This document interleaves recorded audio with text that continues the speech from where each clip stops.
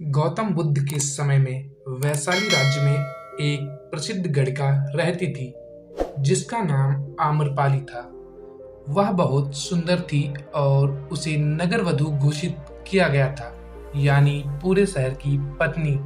आम्रपाली इतनी सुंदर थी कि उसके महल के द्वार पर सदा सोने के रथ खड़े रहते थे।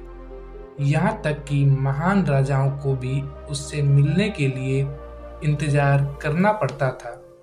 वह केवल एक वेश्या थी, लेकिन वह इतनी अमीर हो गई थी कि वह राज्य खरीद सकती थी। आम्रपाली का शरीर जितना सुंदर था, उससे कहीं अधिक सुंदर उसकी आत्मा थी, जो सच्चे प्यार के लिए तरसती थी। क्योंकि आम्रपाली खुद से वेश्या नहीं बनी थी, उसे जबरदस्ती राजा ने वेश्या बनाया था। आम्रपाली के वेश्या बनने के पीछे एक कहानी है। आम्रपाली अपने ग्राहकों को बहुत प्यार करने का दिखावा करती थी, क्योंकि उसे इसके लिए भुगतान किया जाता था। लेकिन अंदर से वह उनसे बहुत नफरत करती थी, क्योंकि वह सभी उसका इस्तेमाल एक भोग की वस्तु के रूप में करते थे, एक इंसान के रूप में उसका सम्मान नहीं करते थे। एक दिन आम्रपाली अपने महल की बालकनी में खड़ी थी। अचानक उसने अपने महल के सामने से एक युवा बौद्ध भिक्षु को गुजरते हुए देखा, जिसके पास कुछ भी नहीं था सिवा एक भिक्षा पात्र के। लेकिन उसके पास जबरदस्त जागरूकता थी और लोगों को खुद की ओर आकर्षित करने की अद्भुत शक्ति थी। जब युवा बौद्ध भिक्षु ने ऊपर की तरफ देखा तो आम्रपाली उसे देख रही थी। युवा भिक्षु ने आम्रपाली की ओर देखते हुए बेहद सम्मान भाव के साथ आम्रपाली को प्रणाम किया। आम्रपाली एकटक उस युवा भिक्षु को देखती रही और पहली बार आम्रपाली के हृदय में प्रेम का उदय हुआ था, क्योंकि पहली बार किसी ने आम्रपाली को सम्मान की नजरों से देखा था। किसी ने पहली बार उसे इंसान होने का एहसास दिलाया था। आम्रपाली तुरंत सीढ़ियों से नीचे उतरी और बाहर आकर उस युवा बौद्ध भिक्षु के पैर छुए और कहा, भंते, कृपया आज के दिन आप मेरे मेहमान बने और मेरे महल में चलकर भोजन स्वीकार करें। आगे आम्रपाली ने कहा, कृपया मेरे निमंत्रण को ना कहें, क्योंकि पहली बार मैंने किसी को निमंत्रण दिया है। मुझे हजारों बार राजाओं और सम्राटों द्वारा आमंत्रित किया गया, लेकिन मैंने कभी किसी को आमंत्रित नहीं किया है। यह मेरा पहला निमंत्रण है। युवा भिक्षु ने सम्मान पूर्वक आम्रपाली का निमंत्रण स्वीकार करते हुए भोजन ग्रहण किया। भोजन देने के बाद आम्रपाली ने कहा, भंते, आज से 3 दिनों के बाद बारिश का मौसम शुरू होने वाला है, जो कि अगले 4 महीनों तक रहेगा, और मैं आपको अपने घर में 4 महीने तक रहने के लिए आमंत्रित करती हूँ। आने वाले 4 महीनों के लिए यह महल आपका आश्रय होगा। मैं आपको पूर्ण रूप से आश्वस्त करती हूँ कि मैं किसी भी प्रकार से आपके ध्यान की बाधा नहीं बनूंगी, बल्कि मुझसे जितना हो सकेगा आपके ध्यान की सुविधाओं को सुगम बनाने का प्रयास करूंगी। दरअसल बौद्ध भिक्षु साल के 8 महीने गांव-गांव घूमकर बौद्ध धर्म का प्रचार करते हैं और 4 महीने वहां एक ही स्थान पर रहते हैं, जहां उन्हें आश्रय मिल जाता है। युवा बौद्ध भिक्षु ने कहा, माफ कीजिए देवी, लेकिन इस विषय में मैं स्वयं निर्णय नहीं ले सकता। मैं आपके प्रस्ताव के विषय में बुद्ध से पूछूंगा। अगर वह मुझे अनुमति देंगे तो मैं आपके महल में आश्रय अवश्य ग्रहण करूंगा। इतना कहकर वह बौद्ध भिक्षु वहां से चला गया, इससे पहले कि वह युवा भिक्षु बुद्ध के पास पहुंचता और आम्रपाली के प्रस्ताव के बारे में कुछ बताता। उससे पहले वहां पर मौजूद अन्य भिक्षु बुद्ध के पास पहुंच गए और बुद्ध से कहा, आप उस युवा भिक्षु को रोकिएगा। आम्रपाली ने उसे 4 महीने रहने के लिए अपने घर बुलाया है। आम्रपाली एक वेश्या है और एक भिक्षु एक वेश्या के घर में 4 महीने रहे, यह सही नहीं है। इससे हमारे संघ में गलत संदेश जाएगा। बुद्ध ने कहा, कृपया आप लोग शांत हो जाएं और उस भिक्षु के आने की प्रतीक्षा करें। थोड़ी देर बाद वह युवा भिक्षु बुद्ध के पास आया, बुद्ध के पैर छुए और उन्हें पूरी कहानी सुनाते हुए कहा, बुद्ध, नगर की एक आम्रपाली नाम की महिला ने मुझे बारिश के 4 महीने अपने घर पर रहने के लिए आमंत्रित किया है। मैंने उसके निमंत्रण का अभी कोई जवाब नहीं दिया। मैंने उससे कहा है कि अगर आप मुझे उसके घर रहने की आज्ञा देंगे तभी मैं उसके घर पर रहने के लिए आऊंगा। अतः बुद्ध, आप जो कहेंगे मैं वही करूंगा। उस युवा भिक्षु ने आम्रपाली के विषय में वैश्या शब्द का प्रयोग न करते हुए केवल महिला शब्द का प्रयोग किया। बुद्ध ने उस युवा भिक्षु की आंखों में देखा और कहा, तुम रह सकते हो। तभी अचानक बूढ़ा भिक्षु खड़ा हुआ और बोला, यह सही नहीं है। यह युवा भिक्षु एक सच्चाई छुपा रहा है।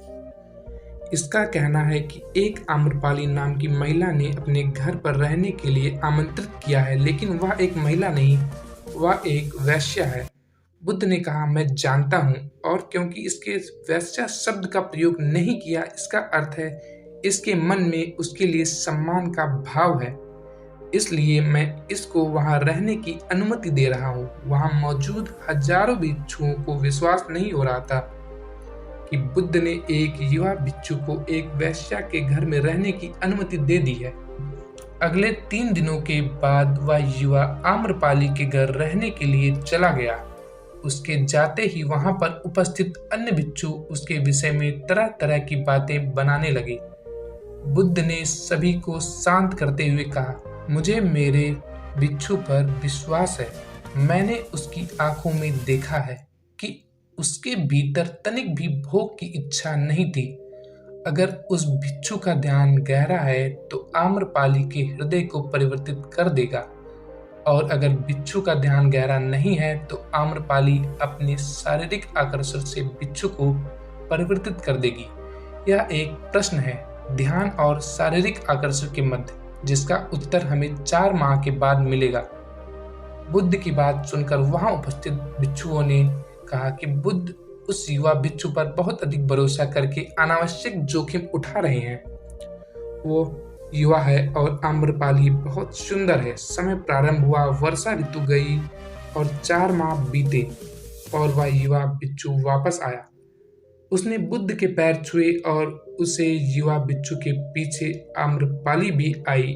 उस युवा भिक्षु ने आम्रपाली का बुद्ध से परिचय कराते हुए कहा, बुद्ध, यह आम्रपाली है और यह आपसे दीक्षित होना चाहती है। यह एक अनोखी महिला है। यह न केवल सुंदर है बल्कि इनकी आत्मा उतनी ही शुद्ध है जितनी आप कल्पना कर सकते हैं। आम्रपाली ने बुद्ध के पैर छुए और कहा, मैं पहली बार देखने भर से इस युवा भिक्षु से प्रेम करने लगी थी। इसलिए मैंने इस युवा भिक्षु को अपने सौंदर्य से कई बार आकर्षित करने का प्रयास किया, लेकिन मैं पूर्ण रूप से असफल रही, क्योंकि इसके बजाय इस युवा भिक्षु ने मुझे ध्यान के प्रति जागरूक किया और यह एहसास कराया कि वास्तविक जीवन भोग नहीं अपितु ध्यान है। इसलिए बुद्ध ने, मैं अपनी सारी संपत्ति आपके भिक्षुओं को दान देने में चाहती हूँ और शेष जीवन ध्यान में बिताना चाहती हूँ। इसके बाद आम्रपाली बुद्ध के शिष्यों में पहली महिला हुई जिन्हें आत्मज्ञान की प्राप्ति हुई।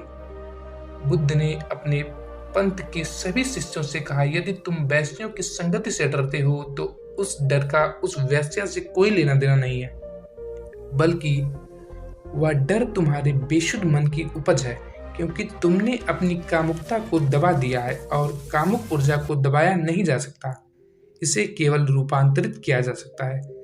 अगर आप लोगों को अपनी कामुक ऊर्जा के रूपांतरित करने का तरीका जानना है तो आप हमारे द्वारा बनाई गई स्त्री के प्रति आकर्षण को कैसे समाप्त करें, इसमें दी गई जानकारी से आप अपने कामुक ऊर्जा को जरूर रूपांतरित कर पाएंगे। यह वीडियो आपको डिस्क्रिप्शन में मिल जाएगी। हमारे चैनल को शाम पूरी तरह से ढल चुकी थी। गहरा अंधेरा छाने लगा था। तथागत गौतम बुद्ध ने शिष्यों को विश्राम करने का आदेश दिया। सभी शिष्यों ने बुद्ध के आदेश का पालन किया और विश्राम करने के लिए एक उचित स्थान का चयन कर लिया। इससे पहले सभी निद्रा में लीन होते बुद्ध को एक अद्भुत कथा याद आ गई जो उन्होंने अपने शिष्यों को सुनाई। यह कहानी तब की है जब पृथ्वी पर हर जगह प्रकाश नहीं था, अग्नि नहीं थी, चारों ओर अंधेरा ही अंधेरा था। एक गांव के लोग सदैव अंधकार में ही रहते थे, लेकिन फिर भी उनके मन में अंधेरे को दूर करने की इच्छा थी। उन लोगों ने बहुत उपाय किए, मंत्र श्लोक पढ़े, बूढ़े सयानों से सलाह ली। जब सब बेकार चला गया तो एक दिन बैठकर अंधेरा भगाने की समस्या पर सामूहिक चर्चा की गई। आम सहमति से फैसला हुआ कि गांव के सब लोग अंधेरे को टोकरियों में भर भर के उसे गहरी खाई में डाल दें। एक ना एक दिन तो उसका अंत होकर ही रहेगा। यह बात इतनी उचित लगी कि गांव के सारे लोग अंधेरे को टोकरियों में भर भर कर खाई में फेंकने लगे। दिन, महीने, साल, युग बीत गए। पीढ़ियां दर पीढ़ियां टोकरी भर भर कर अंधेरे को खाई में फेंकती रही, लेकिन ना तो अंधेरा गया और ना ही वह खाई ही भरी। लोग ऊब गए, हार गए। साल दर साल हर व्यक्ति अंधेरे को टोकरी में भरकर फेंकता रहा। अंधेरे को फेंकना एक प्रथा बन गई। फिर एक नई पीढ़ी आई, उसे यह रिवाज निरर्थक लगी। उस पीढ़ी का एक नौजवान एक दूसरे गांव की सुंदरी से प्यार करने लगा। वह उसके दुल्हन बनकर गांव में आ गई। पहले ही दिन उसकी सास, ननंद, ससुर, जेठ, देवर, देवरानी सब उसके पीछे पड़ गए कि गृह प्रवेश बाद में होगा, पहले 5 टोकरी अंधेरा भरकर इस खाई में फेंको। वह हंसने लगी। उसने अपने वस्त्रों की गांठ में से एक सफ़ेद चीज़ निकाली, अपने मायके से लाया दीपक निकाला, 2 पत्थर रगड़कर अग्नि प्रज्वलित की। दिया, बाती, तेल और अग्नि के मेल से उजाला हो गया। लोग देखते ही रह गए। दिया जला और अंधेरा गायब हो गया। उस दिन से उन लोगों ने अंधेरे को फेंकना छोड़ दिया, क्योंकि वे लोग दीपक जलाना सीख चुके थे।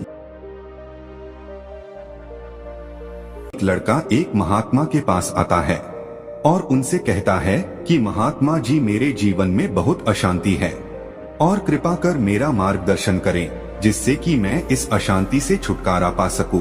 वो महात्मा उस लड़के से पूछते हैं कि तुम्हारे जीवन में अशांति क्यों है? फिर वो लड़का उत्तर देता है, अत्यधिक विचारों के कारण मेरे भीतर बहुत सारे विचार चलते रहते हैं, जिसके कारण मेरा मन अशांत रहता है। फिर वो महात्मा जी मुस्कुराते हैं और उस लड़के से कहते हैं कि ऊपर उस आकाश में देखो, क्या तुम्हें सूर्य दिख रहा है? वो लड़का आकाश में देखता है और कहता है कि जी गुरुदेव, दिख रहा है। फिर वह महात्मा जी उस लड़के से पूछते हैं कि अगर तुम लगातार धूप में खड़े रहो तो क्या होगा? वो लड़का कहता है कि गर्मी लगेगी गुरुदेव, और शरीर में बेचैनी पैदा हो जाएगी। फिर वो महात्मा जी उस लड़के से पूछते हैं कि अगर धूप में खड़े रहने से तुम्हें गर्मी लगती है तो इसमें दोष किसका है, सूर्य का, गर्मी का, या तुम्हारा? वह लड़का थोड़ी देर सोचता है और कहता है, कृपा कर आप ही बताइए गुरुदेव। वह महात्मा जी मुस्कुराते हैं और उस लड़के से कहते हैं कि सूर्य का काम है गर्मी देना और गर्मी का काम है गर्मी लगवाना, इसलिए दोष तुम्हारा है कि तुम धूप में जाकर खड़े हुए हो। तुम चाहे तो तुम छाया में जाकर बैठ सकते हो। ठीक इस प्रकार हमारे मन का स्वभाव है, विचारों और भावनाओं की खिचड़ी पकाना, और विचारों और भावनाओं का काम है तुम्हें दिशा दिखाना। अब उस दिशा में तुम्हें चलना है या नहीं, यह सिर्फ तुम्हारे हाथ में है। देखो, ध्यान से समझो कि विचार और भावनाएं समस्या नहीं, बल्कि तुम्हारा उससे जुड़े रहना समस्या है। सोचो कि तुम धूप में खड़े हो और तुम सोच रहे हो कि तुम्हें गर्मी ना लगे, क्या यह संभव है? अगर तुम्हें गर्मी से बचना है तो तुम्हें अपनी जगह बदलकर धूप से छाया में जाना है। मनुष्य होने के 4 आयाम हैं, और वो है तन, मन, दिल और बुद्धत्व। बुद्धत्व यानी कि जो बुद्धि के परे की स्थिति है, उसे बुद्धत्व कहा जाता है। दूसरे और तीसरे आयाम में हमेशा उथल पुथल रहती है, यानी मन में विचार चलते रहते हैं और दिल में भावनाएं होती है। और ये दोनों ही आयाम बहुत ही शक्तिशाली है। विचार क्षणिक होते हैं और भावनाएं देर तक टिकती है। वो महात्मा उसे कहते हैं, इसे तुम ऐसे समझो जैसे कि कल तुम जिसे खोने से डरते थे, आज तुम्हारे पास नहीं है, और आज तुम्हें उसकी कमी महसूस नहीं होती है। कुछ समय तक हुई थी, लेकिन अब नहीं हो रही है, क्योंकि भावनाओं को अलग होने में थोड़ा समय लगता है। वो महात्मा फिर कहते हैं, विचार तुरंत बदल जाते हैं। जैसे अभी तुम कुछ और सोच रहे थे और थोड़ी देर बाद तुम कुछ और सोचने लग जाओगे। इन भावनाओं के कारण ही तुम्हें किसी से प्रेम हो जाता है और फिर वही प्रेम नफरत में बदल जाता है। मित्र ही शत्रु बन जाता है। उसके बाद वो लड़का उस महात्मा जी से कहता है कि फिर महात्मा जी, इससे बच पाने का उपाय क्या है, अपने मन को शांत कैसे करें। फिर वो महात्मा जी उस लड़के से कहते हैं कि उपाय यह है, तन के आयाम पर काम करना, और यह सबसे आसान तरीका है। शरीर के स्तर पर हमारी कर्म इंद्रिय है और ज्ञानेंद्रिय है। हमारी कर्म इंद्रिय कर्म से जुड़ी हुई है और हमारी ज्ञानेंद्रिय ज्ञान से जुड़ी है। इनके प्रति हम अपनी संवेदनशीलता को बढ़ा सकते हैं, और इसका मतलब यह है कि हम जो भी कार्य करें उसे आनंद के साथ कर सकते हैं। जैसे अगर आप पानी पी रहे हो तो पूरी तरह से पानी ही पियो, यानी पानी पीने में अपना 100% दो। फिर वह लड़का महात्मा जी से पूछता है, ऐसा करने से क्या होगा गुरुदेव? फिर महात्मा बताते हैं, ऐसा करने से तुम मन और दिल के आयाम से हटकर शरीर के आयाम पर आ जाओगे, और यह बिल्कुल ऐसा है जैसे कि तुम धूप से हटकर छाव में आ गए। मन और हृदय के आयाम पर अपना काम चल रहा है, लेकिन तुम्हारी जागरूकता तन पर आ गई है। जैसे कि सुबह उठो तो सूरज की किरणों को महसूस करो और हवा को महसूस करो। आंखें बंद करके पंछियों की आवाज सुनो। लगातार तन के आयाम पर काम करने से तुम एक दिन हैरान हो जाओगे कि तुम पक्षियों की आवाज तो कानों से सुन रहे हो, लेकिन तुम्हारा चित्त शांत हो रहा है। तुमने अपना चित्त पर कोई कार्य नहीं किया है, लेकिन फिर भी वो शांत हो रहा है। इसलिए पहला उपाय यह है कि हर कार्य को तन के आयाम पर जागरूकता के साथ करना, और दूसरा उपाय है अपने भीतर के नाद यानी सुर को सुनो। फिर वो लड़का महात्मा जी से पूछता है कि गुरुदेव, अपने भीतर के सुर को कैसे सुने? फिर वो महात्मा जी उससे कहते हैं, किसी शांत जगह पर जाओ जहाँ पर कोई शोर ना हो, और अपनी आंखें बंद करो और अपने भीतर के सुर को सुनने का प्रयास करो। और हैरानी की बात यह है कि सुर कभी बंद नहीं होता है और वह हमेशा बजता ही रहता है। फिर वो लड़का पूछता है, तो फिर उस सुर को मैं अभी और इसी वक्त क्यों नहीं सुन सकता हूँ? वो महात्मा कहते हैं कि बाहर के शोर के कारण तुम उसे नहीं सुन पा रहे हो। अगर तुम अपने भीतर के सुर को अभी सुनना चाहते हो तो तुम्हें अपने दोनों हाथों से अपने कानों को बंद कर दो और सुनो। तुम देखोगे कि यह सुर बिना किसी यंत्र के बज रहा है, और जब तुम इसे सुनोगे तो तुम अपने हृदय और मन से दूर हो जाओगे और तुम्हारा चित्त शांत होने लगेगा। एक बात हमेशा याद रखना कि मन सबसे ज्यादा तभी सक्रिय होता है जब इसे तुम्हारे द्वारा ऊर्जा मिलती है। अगर तुम अपनी ऊर्जा को अपने तन को और अपने भीतर के सुर को सुनने पर लगाओगे तो तुम्हारा मन कैसे सक्रिय होगा? पर समस्या क्या है पता है तुम्हें? महात्मा जी उस लड़के से कहते हैं, हम अपने विचारों से और अपनी भावनाओं से लड़ते रहते हैं और इसी में ही अपनी ऊर्जा को खत्म कर देते हैं। फिर हमें हर बार की तरह हमें अशांति घेर लेती है। इसलिए अपने मन को शांत करने के लिए यह दो काम करें। पहले अपने मन की आयाम से हटकर तन के आयाम पर आ जाएं, और दूसरा उपाय है अपने भीतर के सुर को सुने। वो लड़का उन महात्मा की बातों को समझ जाता है। इसी पर आधारित एक और कहानी है जो आप सभी को सुनना चाहिए। एक बार एक व्यक्ति ज्योतिषी के पास आता है और ज्योतिषी से कहता है कि मैं अपना भविष्य जानना चाहता हूँ, क्या आप मुझे मेरा भविष्य बता सकते हैं? वह ज्योतिषी हंसता है और कहता है कि अरे भाई, यह कैसा प्रश्न है, हमारा तो काम ही लोगों को उनका भविष्य बताना है। आओ इधर, अभी तुम्हारा भविष्य तुम्हें बता देता हूँ। वह व्यक्ति उस ज्योतिषी के पास चला जाता है और अपना हाथ उन्हें दिखाने लगता है। कुछ मिनटों तक लगातार हाथ को घूरने के बाद वो ज्योतिषी व्यक्ति को उसका भविष्य बताना शुरू कर देता है। वह ज्योतिषी उस व्यक्ति को उसके भविष्य के बारे में सब कुछ अच्छा अच्छा बताता है, लेकिन अचानक से वो ज्योतिषी उस व्यक्ति से कहता है कि वैसे तो तुम्हारा भविष्य बहुत अच्छा है, लेकिन 22 वर्ष की उम्र में तुम्हारे जीवन पर बहुत बड़ा संकट आएगा, और अगर तुम उस संकट से बच गए तो तुम्हारा जीवन किसी राजा महाराजा की तरह बीतेगा। वो व्यक्ति उस ज्योतिषी से कहता है कि कैसा संकट गुरुजी? वह ज्योतिषी कहता है कि संकट इतना खतरनाक है कि उस संकट के दौरान तुम्हारे प्राण भी जा सकते हैं। उसके बाद वो व्यक्ति उस ज्योतिषी से पूछता है कि क्या इस समस्या का समाधान कोई नहीं?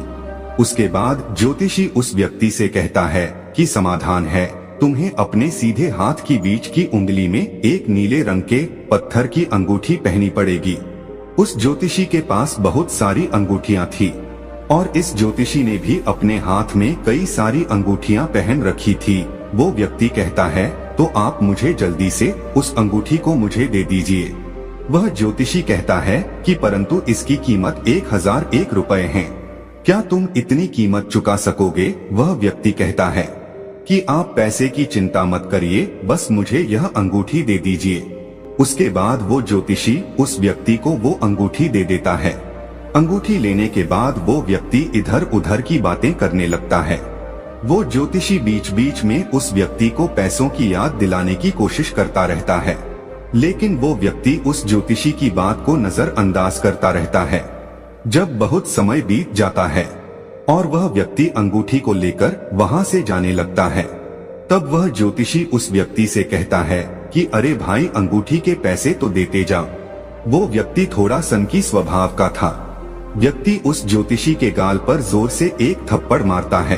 थप्पड़ लगते ही वो ज्योतिषी तिलमिला जाता है और पूछता है कि आपने मुझे थप्पड़ क्यों मारा? तो वो सनकी व्यक्ति उस ज्योतिषी को हाथ जोड़कर कहता है कि यह बात तो आप बताएंगे गुरुजी। क्या आज सुबह आपने अपने आज का भविष्य नहीं देखा था? क्या आपके हाथ की इन चमत्कारी अंगूठियों ने आपको यह नहीं बताया था कि आज आपको एक थप्पड़ लगने वाला है? दोस्तों, इस कहानी से हमें यह सीखने को मिलता है कि जो दुनिया का भविष्य बताता है वह अपने भविष्य से कैसे अनजान रह सकता है। देखिए, सवाल यह नहीं है कि कोई आपका भविष्य बता सकता है या नहीं, बल्कि सवाल यह है कि क्या वास्तव में आपको अपने भविष्य को जानने की आवश्यकता है। दोस्तों, ये जीवन सुंदर केवल तब तक है जब तक ये अनिश्चित है। अगर आपको ये पता लग जाए कि कल क्या होगा तो ये जीवन बेस्वाद हो जाएगा। इसलिए ज्योतिषियों पर विश्वास करने के बजाय अपने कर्मों पर विश्वास करो। तो दोस्तों, यह कहानी आपको कैसी लगी हमें कमेंट सेक्शन में जरूर बताना, और अच्छी लगी हो तो इस चैनल को सब्सक्राइब जरूर कर लेना। दिमाग में उठने वाले विचार तरंगों की भांति होते हैं और तरंगों की अपनी एक ऊर्जा होती है। तरंग रूपी विचार जब एक जगह पे केंद्रित किए जाते हैं तो उनसे मनचाहा काम कराया जा सकता है। लेकिन अगर ये सत्य है तो हम अपनी मनचाही चीज़ अपनी ओर आकर्षित क्यों नहीं कर पाते? इसका जवाब आपको इस गुरु शिष्य की कहानी से मिलेगा। एक बार एक शिष्य आकर्षण के नियम को लेकर बहुत परेशान था। गुरु ने उसे बताया था कि आकर्षण का नियम कहता है कि हम जिस भी चीज़ को पूरे मन से चाह लेते हैं वही चीज़ हमारी ओर आकर्षित हो जाती है। इसके लिए उस शिष्य ने एक प्रयोग करने का सोचा। उसने एक बर्तन में पानी भरकर बाहर रख दिया और पूरी शक्ति के साथ सोचने लगा कि पानी भाप बनकर उड़ जाए। बहुत देर तक उसने अपनी आंखों को बंद करके अपने विचारों को इसी पर केंद्रित रखा। मन पर बहुत जोर दिया, दिमाग को बहुत समझाया कि ऐसा ही होगा, लेकिन पूरे दिन प्रयोग करने के बाद भी वो पानी भाप बनकर नहीं उड़ा। और जब वो पूरी तरह से हार मान गया तो वो अपने गुरु के पास पहुंचा। उसने अपने गुरु से कहा कि गुरुदेव, आकर्षण का नियम काम नहीं करता। मैं सुबह से बर्तन में पानी रख कर बैठा हुआ हूँ कि वो भाप बनकर उड़ जाए, लेकिन वो पानी तो अभी बर्तन में ही भरा हुआ है। मेरे सोचने का उस पर कोई प्रभाव नहीं पड़ रहा। गुरु ने कहा कि आकर्षण का नियम केवल सोचने से काम नहीं करता, इसके लिए कर्म करना आवश्यक होता है। जैसा तुम सोचते हो वैसा ही कर्म करते हो, और केवल सोचते रहोगे, कर्म नहीं करोगे तो वैसा ही हाल होगा जो उस पानी के साथ हुआ जिसे तुम भाप बनाकर उड़ा देना चाहते हो। गुरु ने कहा कि अगर पानी को तुम भाप बनाकर उड़ा देना चाहते हो तो कुछ कर्म करो। गुरु ने वो बर्तन उठाया और कुछ लकड़ियों में आग लगाकर उस बर्तन को आग के ऊपर रख दिया। कुछ देर बाद वो पानी भाप बनकर उड़ गया। अब उस बर्तन में कुछ नहीं था। गुरु ने कहा कि देखा तुमने, सोचने के बाद कर्म करना आवश्यक होता है। कर्म चीज़ों को हमारी ओर खींचने में मदद करता है। ये खास बिंदु है, बिना कर्म के कुछ नहीं होता। शिष्य ने पूछा कि अगर कोई व्यक्ति कर्म ही ना करे तो इसका मतलब उसके जीवन में कुछ भी घटित नहीं होगा। गुरु ने इसका जवाब देते हुए कहा कि अपने इस बर्तन को पानी से भरकर बाहर ही रख दो। इस पानी के बारे में तुम कुछ मत सोचना, कुछ मत करना, फिर देखो क्या होता है।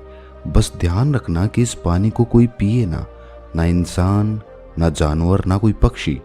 पानी बस ऐसे ही बाहर रखा रहना चाहिए। शिष्य ने बर्तन में पानी भरकर बाहर रख दिया। सुबह से शाम हो गई। शिष्य ने देखा कि बर्तन में पानी ज्यों का त्यों बना हुआ है। पानी पर कोई फर्क नहीं पड़ा। उसने अपने गुरु को बताया कि पानी पर कोई फर्क नहीं पड़ा। गुरुदेव मुस्कुराए और कहा कि इंतजार करो। अगले दिन फिर से शिष्य ने पानी को देखा। पानी पहले जैसा ही दिख रहा था।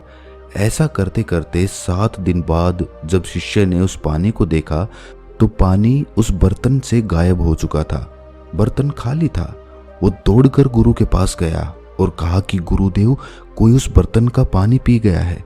गुरु ने मुस्कुराते हुए कहा कि किसी ने उस बर्तन का पानी नहीं पिया है, बल्कि इस ब्रह्मांड का नियम उस पर लागू हो रहा है। तुम्हारे चाहने से या ना चाहने से उस पानी को भाप बनकर उड़ने से कोई नहीं रोक सकता। ना ही बर्फ जमने से उसे कोई रोक सकता है और ना ही उसे बहने से कोई रोक सकता है। ब्रह्मांड का नियम जहाँ जैसा लागू होता है वहाँ का नियम वैसे ही चलता है। लेकिन अगर तुम कर्म करोगे तो हो सकता है कि जिस पानी को भाप बनकर उड़ने में 7 दिन लगे, वही पानी मात्र आधे घंटे में भाप बनकर उड़ जाए। शिष्य ने कहा कि गुरुदेव, आप ठीक कहते हैं, लेकिन मेरे मन में एक शंका है। जो लोग पूरी निष्ठा के साथ कर्म करते हैं, क्या वो जो चाहते हैं वो उन्हें हमेशा मिलता है? गुरु ने कहा कि नहीं, हमेशा चाही हुई चीज हमारे कर्म करने के बावजूद भी हमें नहीं मिलती। शिष्य ने पूछा कि ऐसा क्यों? गुरुदेव, जब हम किसी चीज को चाहते हैं और उसके लिए कर्म भी करते हैं तो फिर वो हमें मिलती क्यों नहीं है? क्या इससे आकर्षण का नियम झूठा साबित नहीं होता है?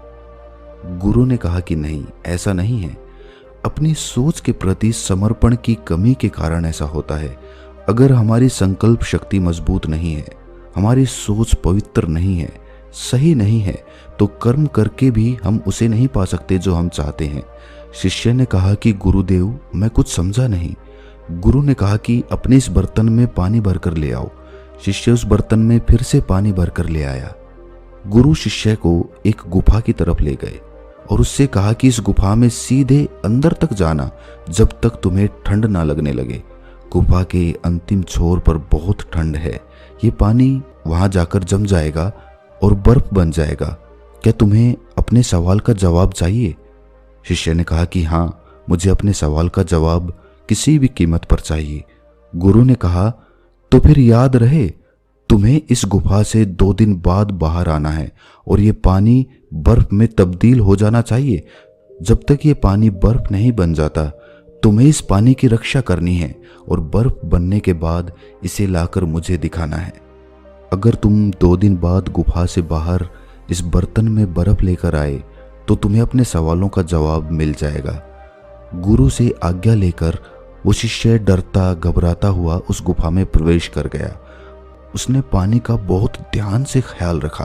गुफा के अंदर बहुत दूर सीधे चलते चलते वो एक ऐसी जगह पर पहुंचा जहां बहुत ठंड थी। ठंड ऐसी थी कि हड्डी भी कांप जाए, लेकिन वहां पर पानी नहीं था। वो शिष्य वहीं पर बैठ गया। कुछ देर में वो पानी धीरे धीरे करके बर्फ में तब्दील होने लगा। गुफा का वातावरण कुछ ऐसा था कि शिष्य को बहुत तेज प्यास लगने लगी। उसे पानी चाहिए था, लेकिन उसके आसपास पानी कहीं भी नहीं था। कुछ देर तो उसने अपने आप को रोके रखा, लेकिन उसकी प्यास बहुत तेज हो गई थी। तब उसने सोचा कि इस बर्तन से थोड़ा सा पानी पी लेता हूँ, इसमें कुछ खास फर्क भी नहीं पड़ेगा, पानी तो उतना ही दिखाई देगा।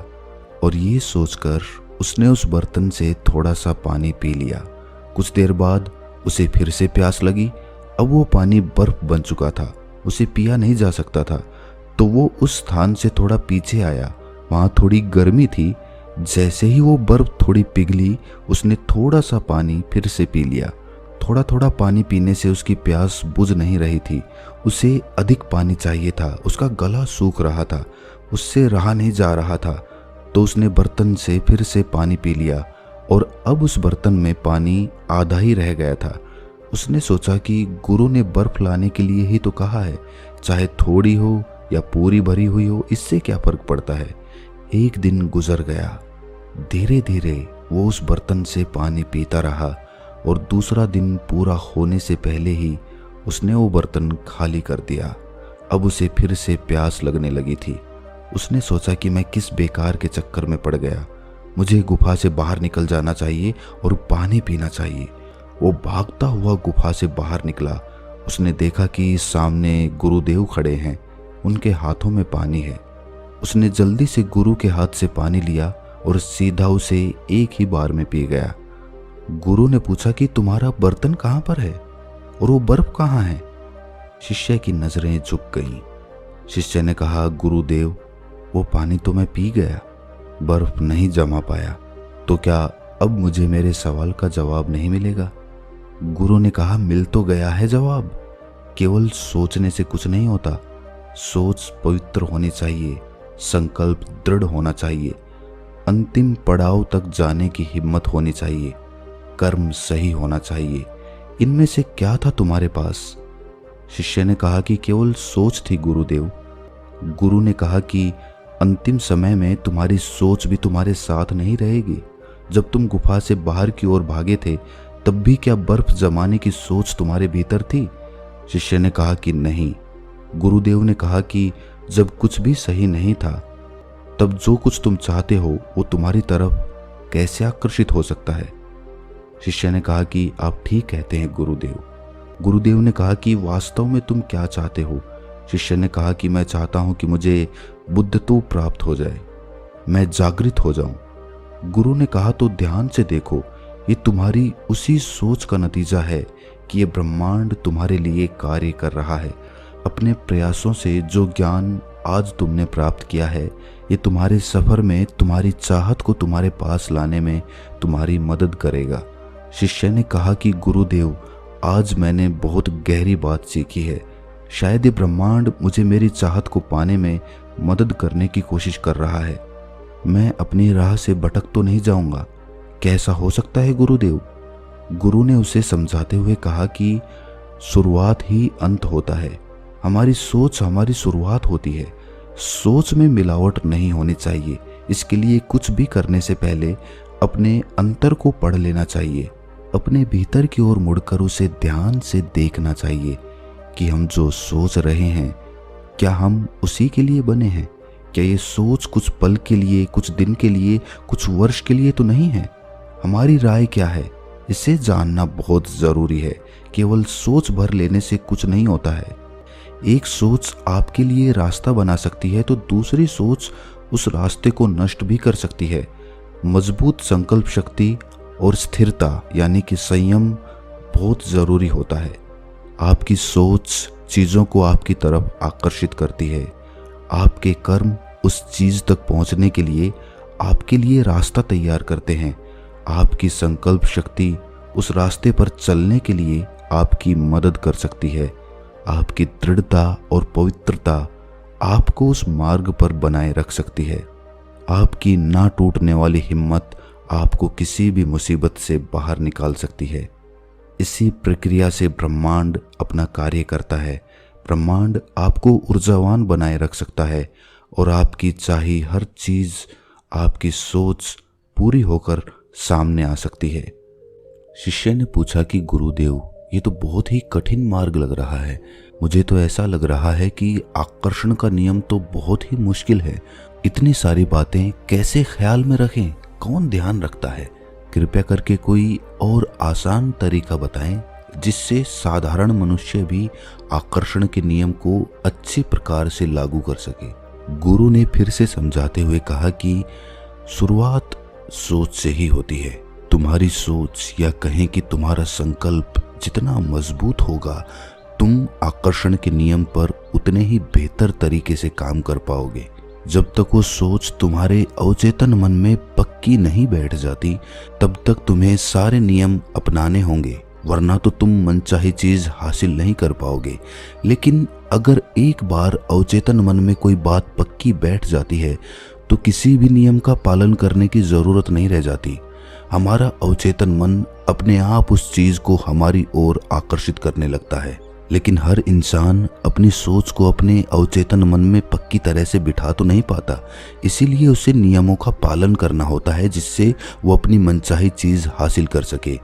अवचेतन मन में बात गहराई से उतारने के लिए इंसान को कुछ प्रक्रियाएं अपनानी होती हैं। अगर वो सही प्रक्रियाओं के द्वारा अपने अवचेतन मन में ये बात गहराई से बिठा पाता है तो उसका शरीर और उसका दिमाग उस यंत्र की भांति काम करता है जिसमें चाबी भरकर छोड़ दी गई हो। अब उस यंत्र को देखने की जरूरत नहीं रहती, वो अपने आप काम करता रहता है क्योंकि हमने उसमें चाबी भर दी होती है। उसी प्रकार हमारा अवचेतन मन भी कार्य करता है।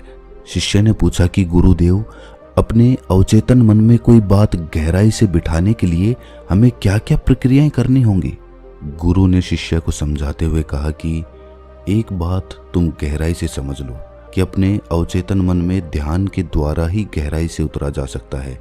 अगर तुम गहरे ध्यान को उपलब्ध नहीं हो पाते हो तो तुम अपने अवचेतन मन से कार्य नहीं करवा पाओगे। ध्यान की गहराई विचारों की शून्यता से नापी जाती है। जितनी देर तक तुम्हारे विचार शांत रह पाते हैं, तुम्हारा ध्यान उतना ही गहराई तक चला जाएगा। और जिस पल तुम्हारा दिमाग विचारों से एकदम खाली हो, एकदम शून्यता में हो, उस दिमाग में जो भी बीज या जो भी विचार या जो भी सोच तुम डालोगे, वो सोच धीरे धीरे अपने आप कार्य करने लग जाएगी। तुम यूं मान के चलो कि जब भी तुम ध्यान करते हो तो ध्यान करने के बाद अपनी किसी सोच को, अपने किसी विचार को अपने मन में बार बार दोहराने की कोशिश करो। कम से कम अपने विचार को 21 बार दोहराओ और ऐसा 21 दिन तक निरंतर करते रहो। लेकिन याद रहे, जिस वक्त तुम्हारा दिमाग, तुम्हारा मन विचारों से खाली हो, उसी समय तुम्हें अपनी सोच, अपने विचार को दोहराना है, वरना तो उसका कोई फायदा नहीं होगा। चाहे तुम पूरे दिन उसको दोहराते रहो, लेकिन अगर तुम्हारा दिमाग शून्यता में नहीं है, तुम ध्यान में नहीं हो, तो इस प्रक्रिया का कोई भी लाभ नहीं होगा। शिष्य ने पूछा कि गुरुदेव, हमें अपने विचारों को खाली करने के लिए ध्यान करना होगा। गुरु ने बताया कि यही तो लोग सबसे बड़ी गलती करते हैं। वो ध्यान से कुछ ना कुछ हासिल करना चाहते हैं, लेकिन ध्यान कुछ हासिल करने के लिए नहीं किया जाता। तुम अपने विचारों को अपनी इच्छानुसार खाली नहीं कर सकते। इस वहम को कभी मत पालना, वरना तो जीवन भर तुम गलत तरीके से ध्यान करते रहोगे। ध्यान के असली स्वरूप को पहचानो। ध्यान किस प्रकार किया जाता है, ध्यान के क्या क्या नियम होते हैं, पहले उसके बारे में पढ़ लेना या किसी गुरु के द्वारा जान लेना आवश्यक होता है। ध्यान हम कुछ हासिल करने के लिए नहीं करते, बल्कि जो भी हमारे अंदर भरा हुआ है उसको खाली करने के लिए करते हैं। ध्यान का बड़ा सरल सा अर्थ है कि जिस भी काम में हमारा मन और हमारा मस्तिष्क पूरी तरह से लग जाए, मन को भटकाने वाले दूसरे कोई भी विचार हमारे मन में ना आए, तो ऐसा काम हमारे लिए ध्यान बन जाता है। जब तुम खाली बैठे हो तो खाली बैठे हो, तुम्हारे मन में कोई भी विचार नहीं है, तुम्हारा मस्तिष्क विचारों से एकदम शून्य है। जब तुम कोई काम कर रहे हो तो तुम्हारा मन किसी दूसरी जगह पर नहीं भटक रहा है, वो उसी जगह पर वर्तमान में उपस्थित है, उसी काम में लगा हुआ है। अगर तुम ध्यान को ऐसे समझोगे तो ध्यान तुम्हारे लिए सरल हो जाएगा। ध्यान की सभी प्रक्रियाएं एक इंसान को अतीत और भविष्य से खींचकर वर्तमान में लाने के लिए बनी होती हैं। शिष्य ने पूछा कि गुरुदेव, आकर्षण का नियम सफल करने के लिए हमें किस प्रकार का ध्यान करना चाहिए, जरा उस पर भी प्रकाश डालने की कृपा करें। गुरु ने बताया कि आज के समय में बहुत सारे ध्यान उपलब्ध हैं, लेकिन सांसों का ध्यान सबसे सरल है और तुम्हारे अवचेतन मन तक पहुंचने के लिए वही सबसे अच्छा माध्यम है। तुम कोई भी कार्य करते समय अपनी सांसों पर ध्यान लगा सकते हो, उसमें कोई अड़चन नहीं आती। लेकिन दूसरे प्रकार के ध्यान करने के लिए तुम्हें बैठना होगा, तुम्हें एक प्रक्रिया अपनानी होगी। लेकिन अपनी सांसें हमेशा अपने साथ होती हैं, हमेशा वर्तमान में चलती है। सांसें ना तो अतीत में चलती हैं और ना भविष्य में चलती हैं। सांस वर्तमान का ही एक स्वरूप होता है, इसीलिए सांस का ध्यान आपको वर्तमान में रहना भी सिखाता है। शिष्य ने पूछा कि गुरुदेव, सांसों का ध्यान 24 घंटे किस प्रकार करें? गुरु ने बताया कि अपनी सांसों को देखना शुरू करो। तुम्हारी सांस किस नाक से आ रही है, किस नाक से बाहर जा रही है, नाक के किस हिस्से से टकरा रही है, पेट से जा रही है या छाती से जा रही है। जब तुम इन बातों पर ध्यान देना शुरू करते हो तो तुम्हारा सांसों का ध्यान अपने आप होने लगता है। कोई भी काम कर रहे हो, अपनी सांसों को हमेशा पकड़े रहो। कुछ समय बाद आपके मन की, आपके मस्तिष्क की ये एक आदत बन जाएगी और आदत बनने के बाद ध्यान अपने आप होने लगेगा और आपके विचार उसके बाद अतीत और भविष्य में नहीं भटकेंगे बल्कि वर्तमान का मजा चखेंगे। धीरे धीरे समय के साथ तुम अपने मस्तिष्क की, अपने मन की परतों को समझने लगोगे। तब तुम्हें खुद ही पता चल जाएगा कि तुम्हारा अवचेतन मन किस प्रकार कार्य करता है, वो कहाँ पर रहता है, उसमें किसी विचार को, किसी सोच को किस तरह डाला जाए। उसके बाद तुम्हें कुछ भी पूछने की जरूरत नहीं रह जाएगी। तुम्हारा रास्ता एकदम स्पष्ट, एकदम साफ हो जाएगा। तुम्हारे सब सवालों के जवाब तुम्हें अपने अंदर से ही मिलेंगे। एक असीम आनंद की अनुभूति तुम्हें होगी। इसी के साथ गुरु और शिष्य चर्चा करते हुए अपने आश्रम की तरफ निकल गए। अगर आपको इन बातों में कोई भी बात समझ ना आई हो, किसी भी बात पर आपको शंका हो, तो कमेंट सेक्शन में अपना सवाल जरूर लिख कर भेजें। तो मिलते हैं किसी अगली कहानी में, तब तक के लिए अपना ख्याल रखें।